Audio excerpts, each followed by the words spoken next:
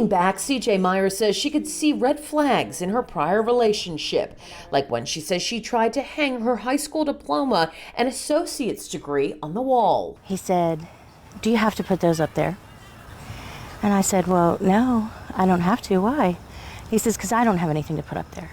She says from there, the verbal, emotional, and financial abuse got worse over the years. When I was in that situation, well, he's not hitting me, so it's not abuse.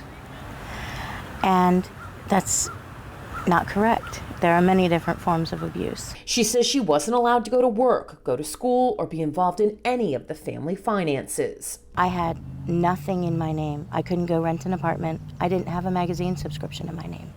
Nothing. My sense of self slowly eroded. She says every purchase had to be accounted for with a receipt. Abuse doesn't just happen with one thing. It's generally a combination of things, and all of it is geared towards control. She says control that involved preventing her from furthering her education after researching scholarships and getting all of her ducks in a row. He took off his ring and threw it at my face. It actually hit me right about here.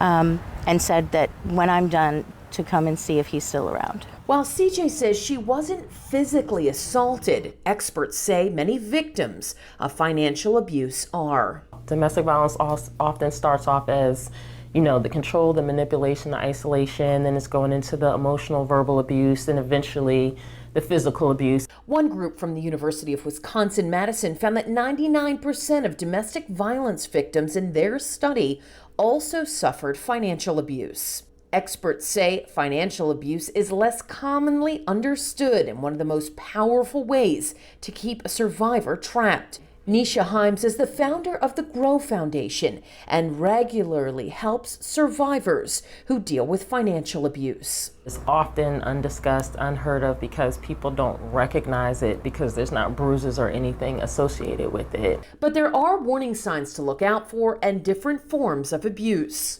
If you have to get permission to spend money, if you have to turn over your paycheck, if they're causing scenes at your job or making it so that you can't go to work or you can't go to school to better yourself, those are all red flags of financial abuse. For CJ, she says she was able to escape and entered the workforce at the age of 34. It was almost overnight that I felt that sense of accomplishment and pride coming back.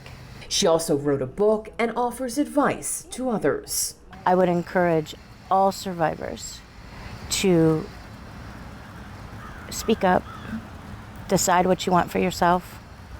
If you're not getting it from that person, then it's time to walk out into the world where you can. Definitely encourage them to love themselves enough to leave. I'm Margaret Cavanaugh for News 3.